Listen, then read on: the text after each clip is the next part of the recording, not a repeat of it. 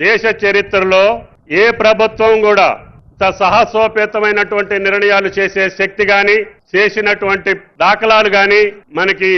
ఈ సువిశాల భారతదేశంలో ఇంతవరకు మనం వినలా కనలా. ఈనాడు సాక్షాత్తు కేంద్ర ప్రభుత్వంలో ఉన్నటువంటి ప్రభుత్వ పెద్దలు కూడా తెలంగాణ రాష్ట్రంలో జరుగుతున్నటువంటి రైతాంగానికి ఇచ్చేటటువంటి భరోసా రేవంత్ అన్న గారు కేవలం సంవత్సరన్నర కాలంలో చిన్న రాష్ట్రం, విధ్వంసమైనటువంటి రాష్ట్రం, సంక్షోభంలో ఉన్నటువంటి రాష్ట్రాన్ని సంక్షోభం నుంచి సంక్షేమ దిశగా, విధ్వంసం నుంచి వికాస దిశగా అన్ని రంగాల్లో కూడా గుండె ధైర్యంతో ప్రజలు ఇచ్చినటువంటి శక్తి సామర్థ్యాలతోటి వారిచ్చినటువంటి అధికారాన్ని తూచా తప్పకుండా తెలంగాణ ప్రజల కోసం, తెలంగాణ రైతుల కోసం, తెలంగాణ పేదల కోసం, తెలంగాణ యువకుల కోసం, తెలంగాణ కార్మికుల కోసం, తెలంగాణ విద్యార్థుల కోసం సర్వస్వం ఆయన కష్టపడి